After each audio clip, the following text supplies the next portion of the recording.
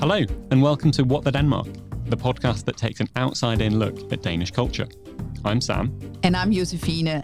We're doing this episode today on andelsboliger, which is sort of like cooperative housing in Denmark, and we're here today with two great guests. Yeah, we'll be diving into what exactly andelsboliger is. It's a way of basically sharing the cost of living in a space, but we'll also be looking at the co-op history in Denmark, which is absolutely fascinating and goes back many hundred years. Yes, so in the studio today we have Stefanie. Hello, my name is Stefanie Brink, and I'm a curator and ethnologist at the Museum of Copenhagen. What is an ethnologist? It's sort of like a social anthropologist mixed with an historian. All right, okay. It's a very Scandinavian thing. I'm interested in material culture and more of the everyday sort of history. I don't care about kings or governments I like to study how we lived. Of course, historians do that as well, but that is my main focus, sort of to study our cultural history.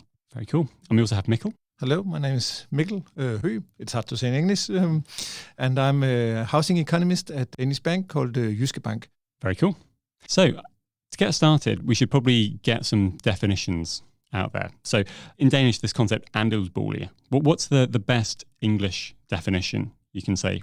I think housing association or housing corporation. Yeah.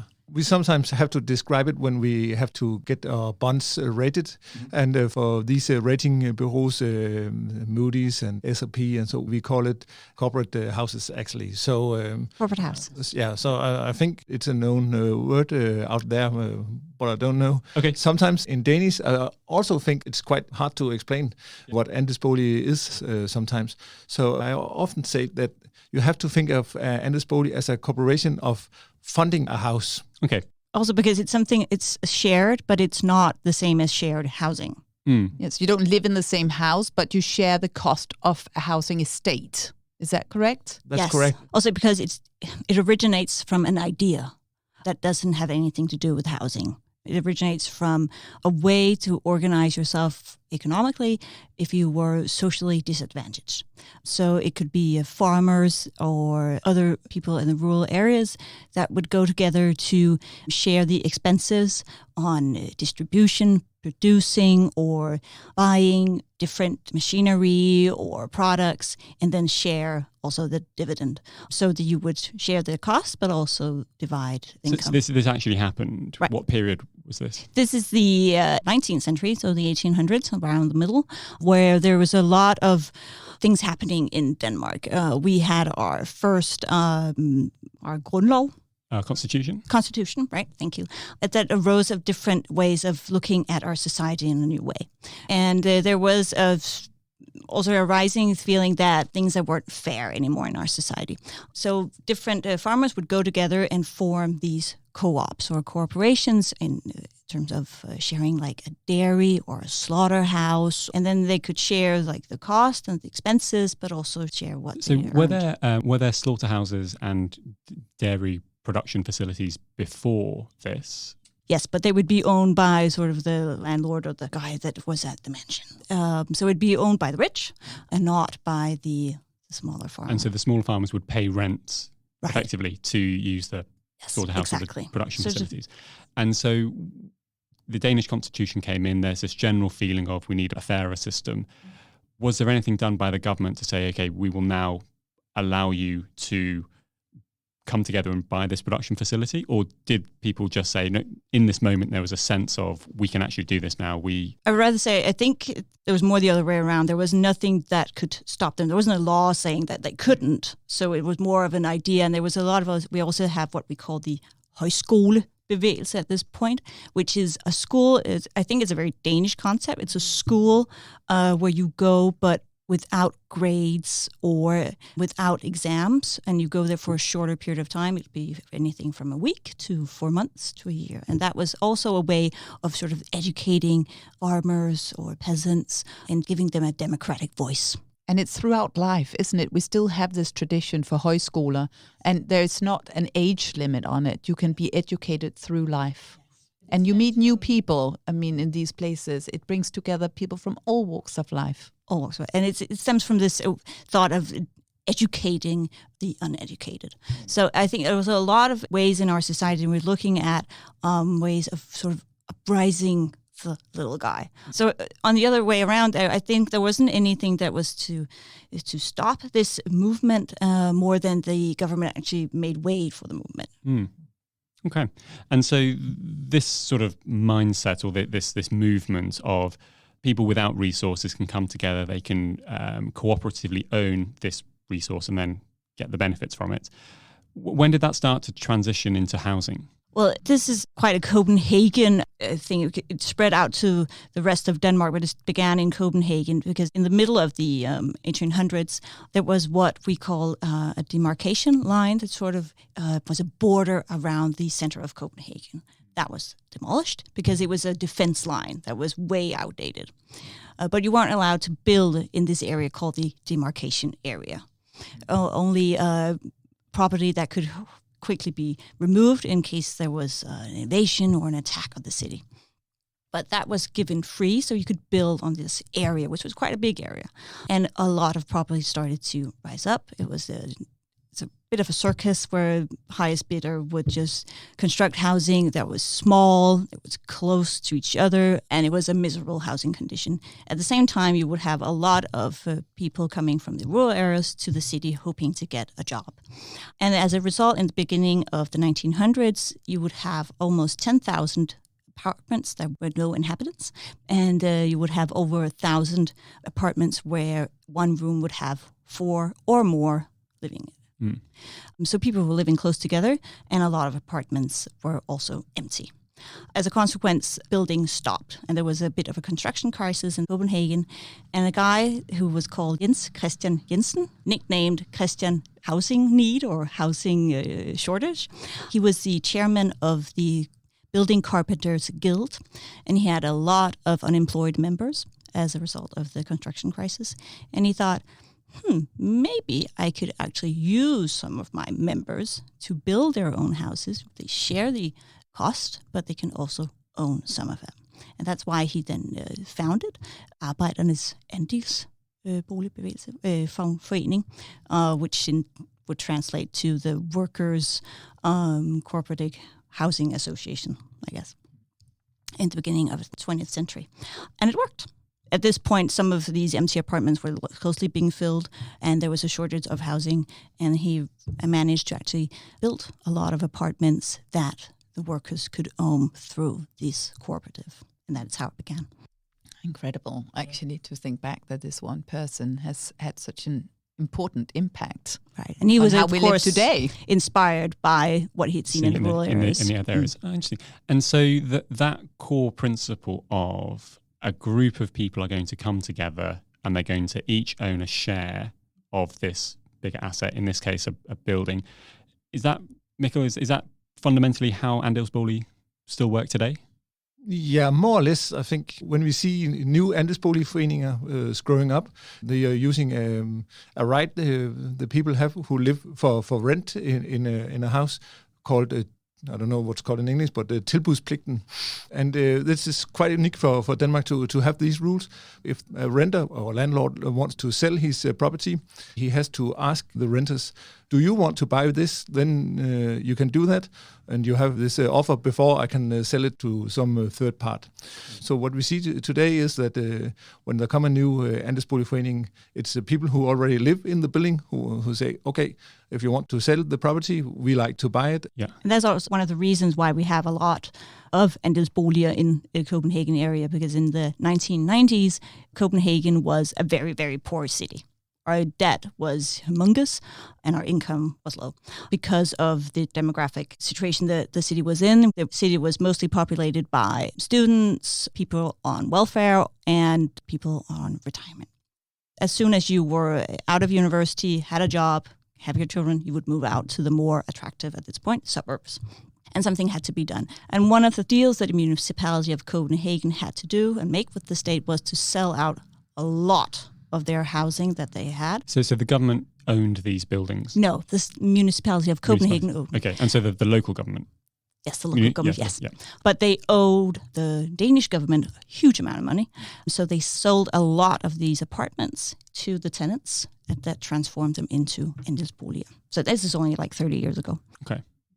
And one of the aspects of it is the price of the apartments that are within these associations. So as far as I can tell, we'll maybe get onto the nitty-gritty later, but fundamentally the price is sort of set, or the prices can't rise too much.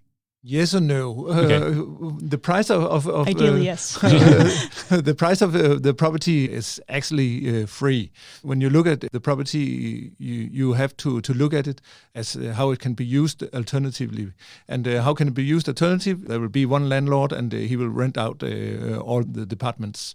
So therefore, you have to look at the value of the building as it could be sold at the free market.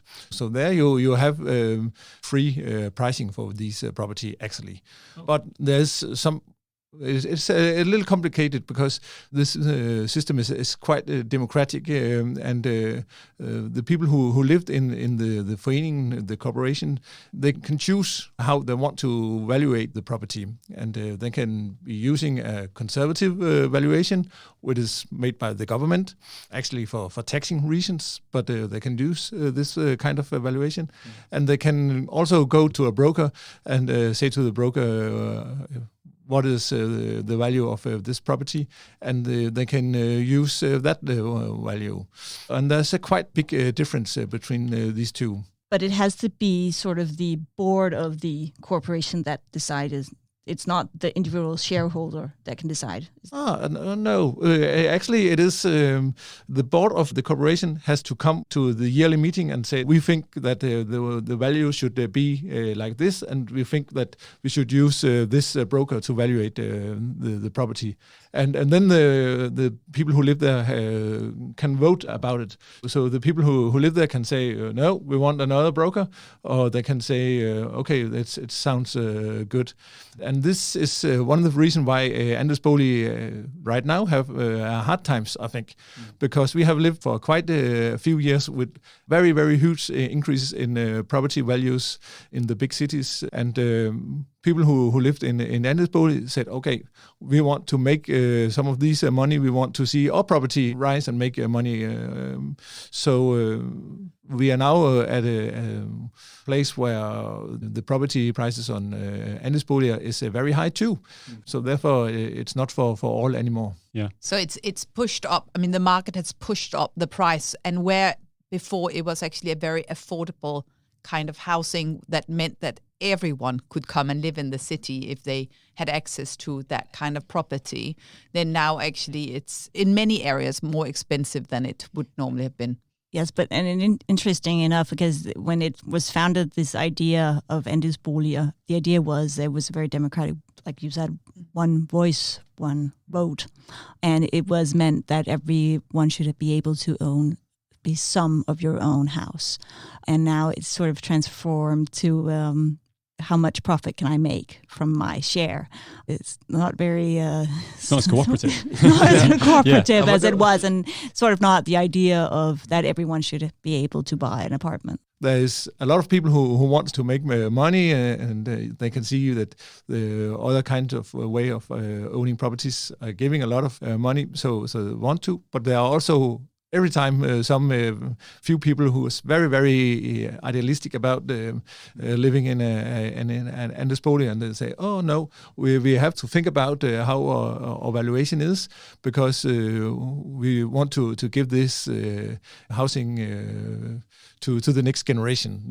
And it's very interesting to look at, actually. It's a very sustainable way of thinking. People actually do think about the opportunity they had and wanting to make sure that they don't ruin that for the next generation. That's how it should be. It's interesting, the associations, they are not quite businesses, but they have a profit and loss, they have income, they have costs. And so when it comes to deciding, if you want to say, I would like to live in this andelsbolig, you're actually becoming a member of this kind of a director of this company, almost. You become a shareholder.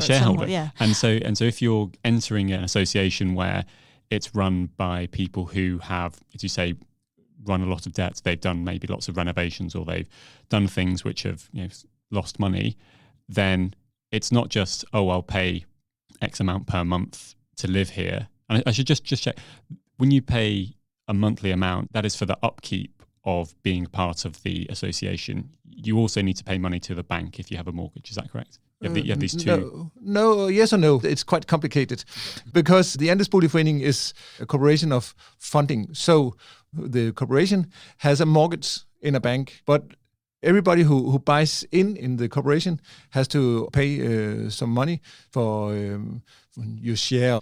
So you have a mortgage in common, and then if you want to borrow money for your share, you have not a mortgage, but you have a bank loan. Today, the board of the forening has to come to the yearly meeting with a plan, and they have to show the people who live there, we have thought of these kind of developments in the next 5 years. So they have to have an economic plan of how is things going the next years. And this is because we saw, 10, 15 years ago that some corporates would simply go bankrupt because you couldn't afford to pay the initial I'll give you an example. So I live in an andelsbolig, and we had our general meeting a few months ago, and there was a discussion as to whether we should renovate the windows, because this is part of the common building, and it was decided, do we keep our old windows as they are, or do we pay extra to get these new windows which are going to last longer, etc. And as a result of going for the new windows, I assume what would have happened is the association would have had to then go and get a loan, and as a result, everyone's monthly common rent has increased a bit. And so that's like a practical example, I think, of how it, and it's, so we've all sort of benefited from having these communal windows, basically, or windows in everyone's across the property. And everyone could agree, because basically that can be the issue, obviously. Yes. I mean, you bring a lot of different people together in these It was a fiery debate as to whether it should happen. It's always a fiery debate. But I think isn't common for all that they basically have this board of democratically elected residents. And so basically they are the decision power. But then you have a yearly meeting where everyone comes and where something is presented, for example, if you want new windows, and then everyone gets to have their vote. How often is the board elected? How often do you sit normally? You're elected normally for 2 years, so you have this change in the board when you have some who get elected every year. So you have a change in the board every year, you can say. So it's sort of separate years that it happens, so that there'll always be. But you can run for years. Yeah. There's no limit. You can sit for 10 years. Yeah. And there's no rules. You don't have to have a special education or something to sit in these boards. So you can be what you could call a normal guy and be the head of this corporation, and then you actually is the chairman of huge property. But you have been the head of a board, you mentioned, Mikkel, yourself. How long did you do that, and what was your experiences being that person? When I was studying, I had the possibility to buy in a corporation for students. And it was in the start of this of thousands. Then it was quite nice. I think I was almost 20 or 18 and 19 years old, and I was elected to chairman for this property, and at that time it was property for 56 million, I remember. So it was a huge responsibility for a young guy to say, okay. So at 19, you're in charge of several $1 million worth of property. Yes. Yeah. Then I was studying economy, so I had a huge idea of how to do this and do that. So what was happening was that I was taking my bike to the banks and have a meeting with them and change the mortgage, and it was a good time.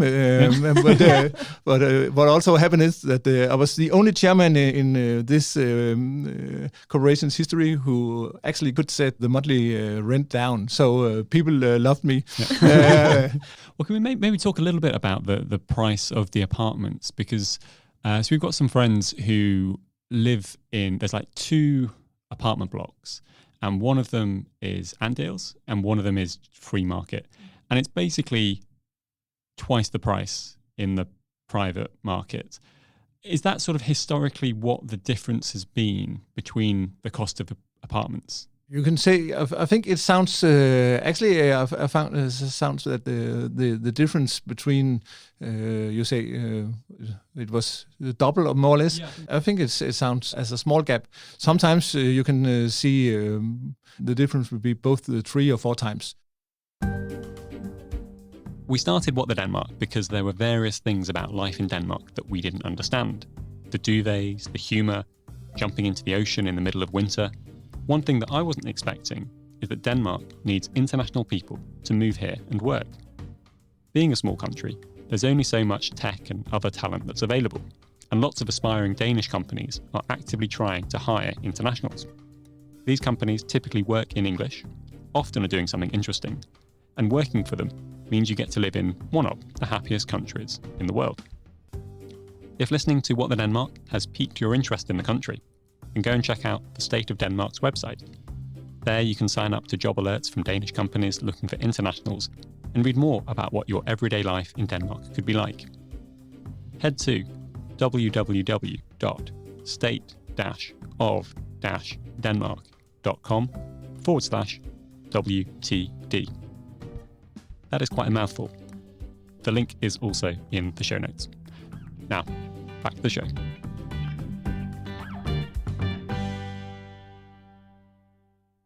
I think this maybe leads us on a bit more to this idea of shared living. The fact that once a year or every few months there will be a meeting of all the residents and we have like a shared courtyard garden that we all look after. And maybe we'd do that anyway if we all lived there sort of privately owned. But there is this sort of sense of togetherness almost that comes with it. Now, in researching the episode, we sort of looked at what are other ways that people sort of live together. So, I mean, I should say it is basically a private apartment. Like we go and we have all the things ourselves, but we have this shared garden and we vote on whether we should get new windows. So generally speaking, it's as any other apartment. But I mean, has this sort of shared ownership model, Stefanie, have you perhaps seen it go in ways where there's more communal living, should we say? I think so. I mean, I think the andelsboliger came at a time where it was really difficult for primarily workers to get their own apartment. So this was a way of sort of meeting that problem. I think one of the big challenges today is sort of more the domestic ways of life. I mean, getting home from work, picking up your kids, making dinner. So that's one of the things we share. Where I live, there is sort of shared housing where everyone has their own place, but they have a shared, like a common house where they have dinner every night. So they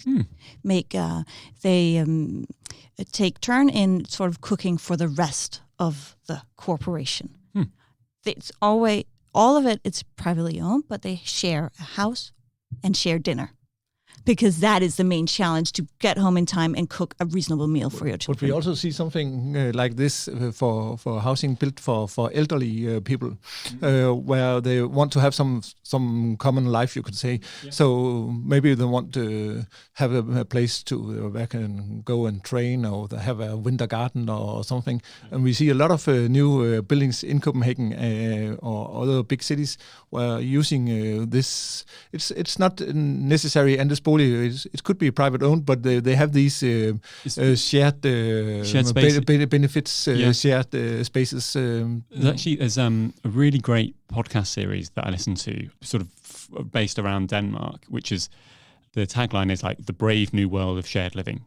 And it sort of talks about these different ways that people are organizing themselves in a way to basically sort of combat loneliness. Like if you think about human beings as a social species, like everyone going off individually, going back to their little box, sitting in front of the TV, eating their own dinner. And then how can we sort of engineer housing or living spaces so that there can be these sort of common areas? But growing up, I was always like, either you own a house that you live in with your family and you might do some socializing on the street, or you're hippies and you live in a commune and everyone sings, sing songs together around a campfire. Yeah. And it's interesting sort of finding these different places where, as you say in your case, like we don't have to share the living room, but we will say that for this part, we will eat together. And so we have this place where you can, I assume you can opt in or opt out of the thing. Yeah. It's like getting the best of both worlds, isn't it? So it is like finding new ways to sort of interact with each other and actually a way out of loneliness. I think that's really interesting, Sam, because that is a huge issue, particularly amongst older people in Denmark, because obviously the way we used to live in big families all together. The old would help look after the young. They would all live under one roof. We don't do that anymore. We've not done that for a long time. And it basically means that if you want to have company when you're older, a new setup could work, like the one you mentioned, Mikkel, where you actually have a common area, where you have traditions, that you do activities together, but where you can also go to your own space and be your own and maybe have your grandchildren come visit you or something. I also think it's a huge development in our way of living as different kinds of families. I mean, a lot of people live single or have a potential partner, but live on their own. And it requires a whole another way of housing than big families or families in general, and also another way of coping on loneliness, as you say. And sharing living can be a lot of things. It can be a workout room or a hobby room. I work in TV, and often I've had international TV teams come to Denmark, and they are interested in various things. But we had a team from Australian Broadcast Corporation come, and they were actually doing a show on affordable housing. And they thought Denmark was such a fascinating case because actually you could have normal people, ordinary people with ordinary incomes living in the capital, inside the city. And that's, you don't see in many other cities around the world. They'd been visiting London, they'd been visiting Tokyo, they'd obviously been spending time in Sydney looking at the situation there, New York. And what we had in Denmark was so special here in Copenhagen because actually normal people could afford to be here. It didn't matter whether you're a banker or a school teacher, there was an opportunity to be here. Well, it's also because when we build houses in the cities, we have different kinds of houses. Now we have talked about andelsboliger, it's one kind. We have private houses, but we also have these subsidized houses, which is quite unique. And nowadays, if you want to buy or build private houses, you also have to build some subsidized houses. I think we have that as... I think that's in the UK as well. This idea that you have, if you, as you say, if you're going to do an apartment block, that needs to not just be for, affordable housing. They have different rates. Yeah, but today, if you want to develop, you have some land, you want to develop houses, you have to let the 25% of this area be subsidized houses. Yeah. Would you say that the cities in Denmark are still affordable for normal people? And how would you measure that? It's important because the debate right now is that we need more affordable houses in the cities. But if you look internationally on Copenhagen is actually a very cheap place to live. I think it's also depending on what you compare. I mean, historically, yes, it's more expensive, a lot more expensive than it was earlier. But my brother lives in Tokyo. I'm pretty sure if I told him it was expensive, he would say, not really. Like when I say, wake up, sister. But I tell him the apartments are small, he would say, really? And if I say that we're building a skyscraper, he would say that tiny house in the corner. So it depends on what you compare to. But the corporate thought is not Danish. It's actually from Britain. And it's inspired from a British thought of how to sort of go together and share costs and expenses. So it depends on what you mean about the whole corporate thought. If it's just the housing, that's very Danish, but the corporate idea is not. How sustainable do you think it is for the andelsboliger system to remain in Denmark? Do you think if we're doing this in 30 years, we'll still have them?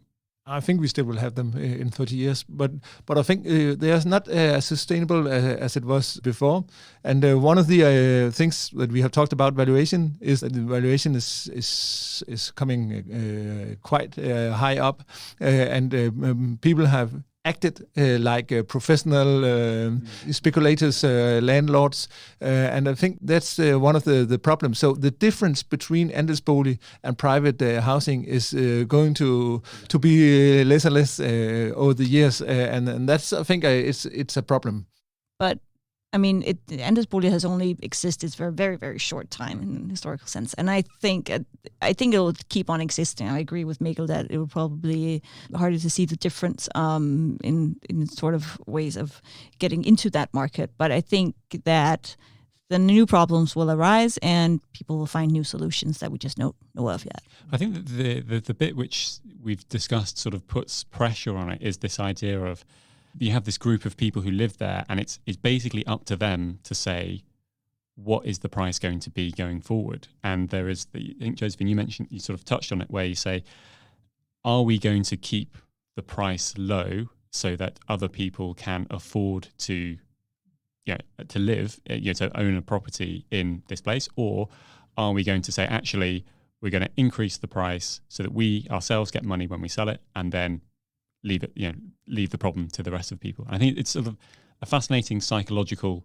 It's quite a big responsibility. Yeah, and like we've got, there's a couple of, so the andelsboliger that we moved into 5 years before, they changed their valuation. So the one we bought was like twice the price of what it would have been 5 years ago, which was a bit annoying.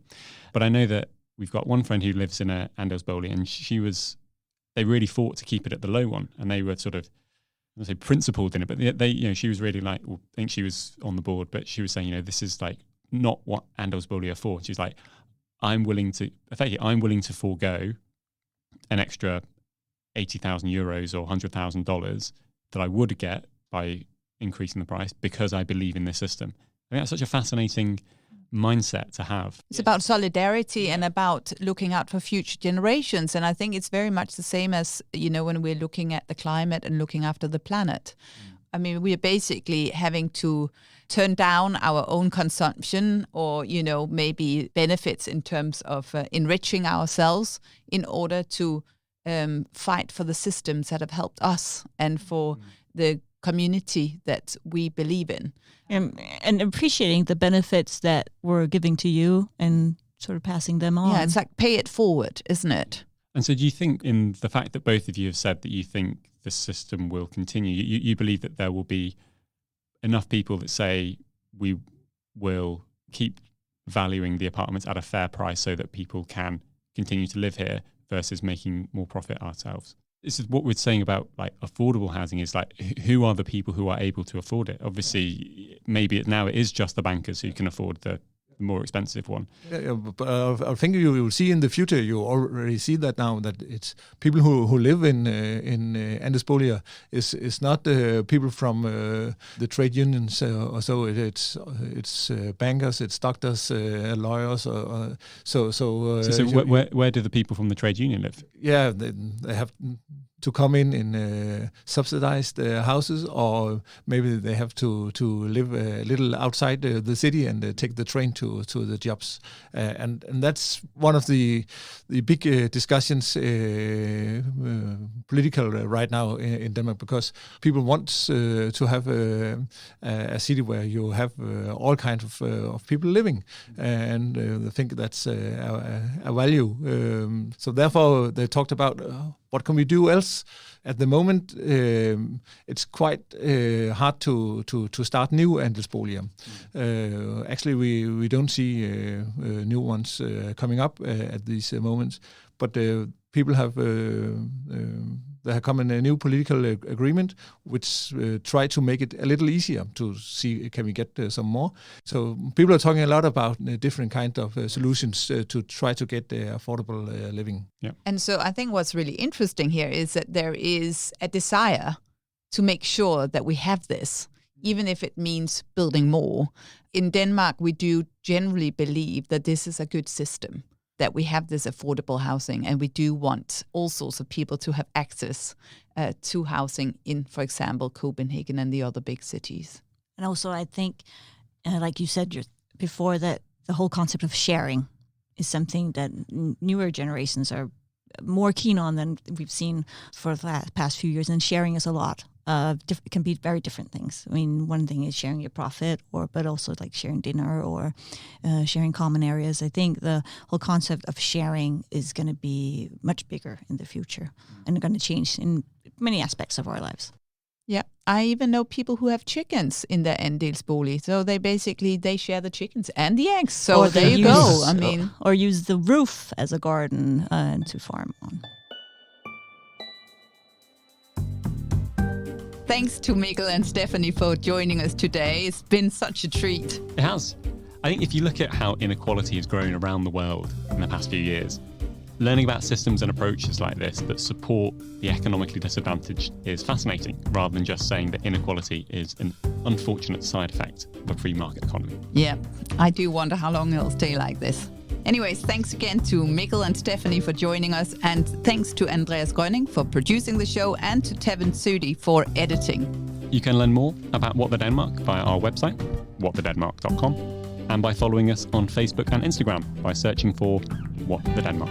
Vi ses næste gang. I spoke to the technical person and he said there is a chance that at some point it might stop recording. Oh. So I'll just keep an eye on that. But if you notice it's gone from red to green Or something. then speak up. yeah. Yeah, fantastic. We will.